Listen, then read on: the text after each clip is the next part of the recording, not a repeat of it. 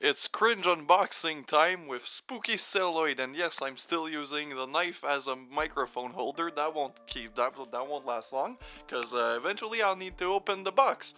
And what am I unboxing, you might ask? Well, first of all, mind your own fucking business, and third of all, I skipped the second one. Whatever. An order for the Vinegar Syndrome halfway to Black Friday sale. And you're probably like, what, Spooky? You're not in focus. And I know. You're probably like, what, Spooky? Nobody has gotten their package yet. Well, that's because I didn't order it through Vinegar Syndrome's website. And eventually it'll focus. Thank you. I ordered it from the Canadian retailer Unobstructed View. I can't say the word. Anyways, it's a website that doesn't really care about the customer, the quality of their product, but most of it was cheaper than the official website, and it gets delivered quicker because they probably don't have as much order because their quality's kind of shit. As you can see, I didn't do this. This came in the mail already opened like that. So let's hope that none of the cases are damaged. I've had experience with Aero cases being damaged from them, but whatever. I can't complain. It's been, it shipped in 3 days. Usually the VS website takes about a month. Again, because they have orders to fill, unlike this website, which probably doesn't get much orders. And yeah, eventually it'll focus. Thank you. So, I'm just gonna open like a tough boy, and I was scared of stabbing into the DVDs, but I only stabbed in the paper that has my address, so that'll go to the side, because I like you guys, but I don't want you to know where I live. Nothing personal. Some of you are weird. The first thing I got, it is the Black Test Car, which is a Japanese film I was not familiar at all with, like not at all. I just saw that it was an Arrow, it was on sale, and yeah, I decided to buy it. With the light is too, you can't see shit. So yeah, I think it's 2 film, from what I understand, 2 films, and it is directed by, it's from the 60s, and it's directed by the same guy that did Blind Beast. Now, if you guys are familiar with my recent reviews, you know that I've reviewed Blind Beast, and it was actually one of my favorite in the shibari kind of Japanese fetish films of the 60s and even early 70s. So I'm pretty excited about this because I've bought a lot of his movies recently.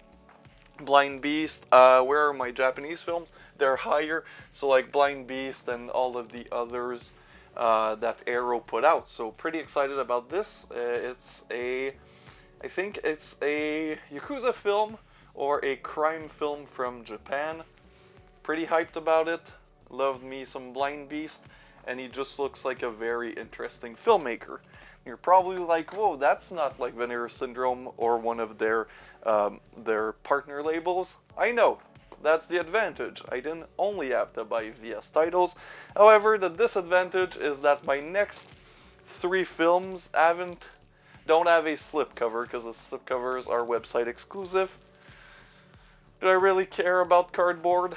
Yes, I do, but it's the price you pay when you don't want to pay full price for these, because the sales on the partner labels kinda sucked. Now I have Fuck the Devil and Fuck the Devil 2, quite a provocative title, and these are German underground films that I read about in Bleeding Skull, their book about 90s trash films. And I don't think these are shot on video. I think these are shot maybe on... Oh yeah, these are shot on videos. Because I know the director made some Super 8 stop motion films, so I'm not sure if that's what these are. I don't know. They're German splatter films from the 80s or 90s, and they look fun.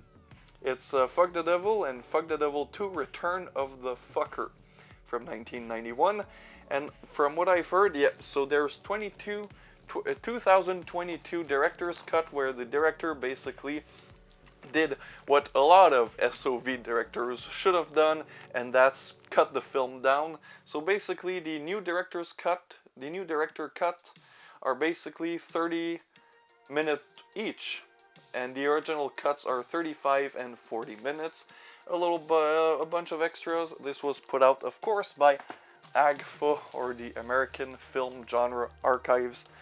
And speaking of shot on videos, I only got shot on video stuff. This is my expectations are low on all of these, but especially this one from the people at Wave, which I've recently watched the documentary that was I think distributed by one of the partner labels too, about Wave, I think New Jersey production company from the 90s that basically did these early fetish horror films. So what they would do is they would get the money from some random asshole who wanted something very specific, like, you know, a specific fetish, like let's just say feet, the most common fetish ever, or strangulation, and then Wave would basically make a movie around that, and that's how they produced most of their films, which is quite a brilliant way to produce your film when you're a super indie, no-budget filmmaker. Get somebody else to pay for it and just insert their very specific fetish. I saw the slipcover for this one at the convention I went to and thought to myself, I need to grab this during the next sale. It was too expensive on their official website, so I got it through an unobstructed view. And it's 110 minutes, holy shit. That's about an hour too long for a shot-on-video movie. And finally, from the stack, yes, very small order, and that is the legendary Burglar from Hell. Now this is one I've actually heard quite a lot about. It's put out by Saturn Score, I think Dead North was too. And this one is directed by Phil Herman.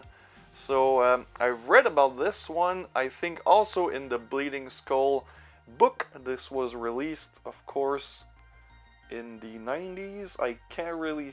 1993. And yeah. Can't wait to watch this one. It looks fun. Just the cover is so ridiculous. I don't know, when I read Bleeding Skull, just this cover, this just simple screenshot of the film, and then just the simple design of black background, photo, title, it just grabbed my attention. So yeah, now moving on to the update part of this video, because this month I actually have a reasonable sized update, so didn't spend too much money, which is good for the wallet, and I'll show you what I got. First things first, I found this at like Sunrise Record, which is basically HMV now, and it is the first two Phantasm films in this really kind of cool edition there with a slipcover. Comes with a poster that's kind of poking out, so I won't take out the DVD.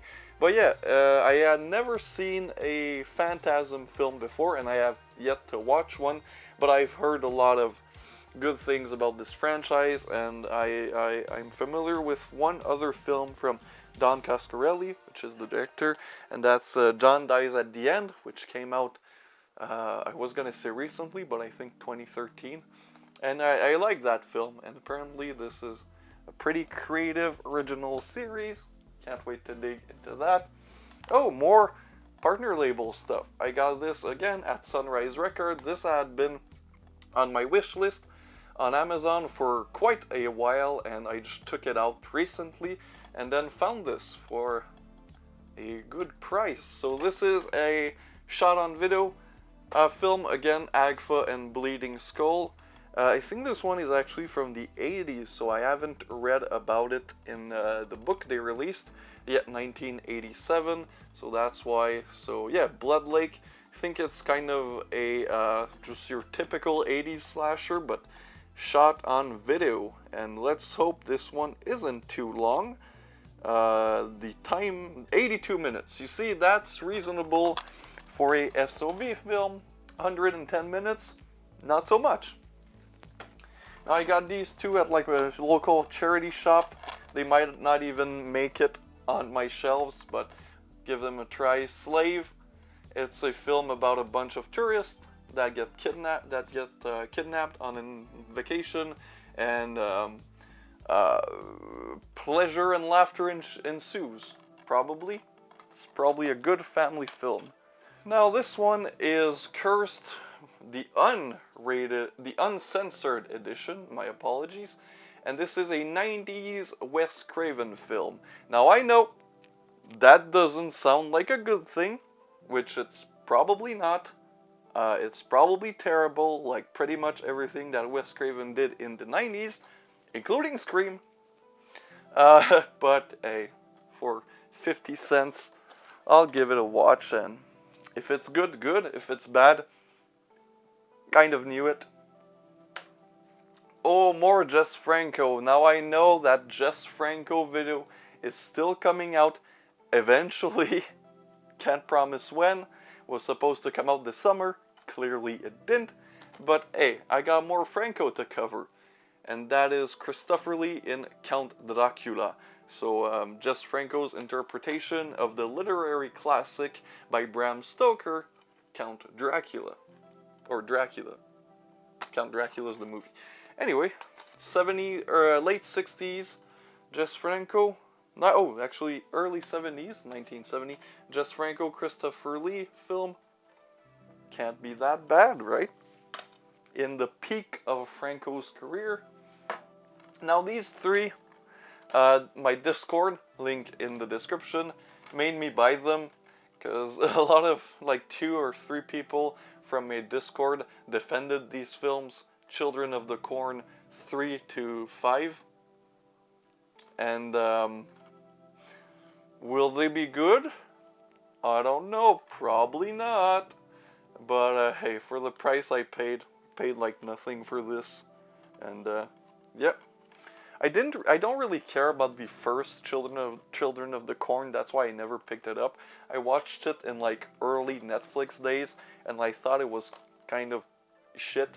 And a lot of people on my Discord agreed with me, but they told me that the sequels, however, were not good, but were fun. My first unearthed Too Extreme for Mainstream edition, and that is The Blood Corrodes Inside trilogy by Sam Hell, of course. And I've already covered Fluid Fields on this channel, and I can't wait to dig into the other 2 Blood Corrodes Inside films. Might do a video about them. We'll probably do a video about them. But I've covered... Oh no, it's Spit, Red Tragedy, and Sea of Blood. I always thought Fluid Fields was in there for some reason. But no, I'm completely wrong. So I've never covered any of these 3. So I'm kind of obligated to do so just for Spit because it has Felicia Fisher puking in it. And that means I have to do it. Hideki. Evil Dead Trap 2. I've covered the first one on my channel, and I wanted to check out the second one because I quite enjoyed the first one, so I'll probably do a review on that too. And finally, I've covered this one. It's one of my most popular videos in the recent months, and that is Doll Fluids by Jack Mulvernarty, and all of his little short films come with this release. And yeah, you guys should be familiar with him by now. I've covered a few of his films. Well, I covered 2 of his films, but that's still a good chunk of his filmography. So yeah, that was my update / unboxing of the Black Friday Vinegar Syndrome sale without Vinegar Syndrome titles or the use of their website during the sale. Whatever. I gotta save money. See you guys next time.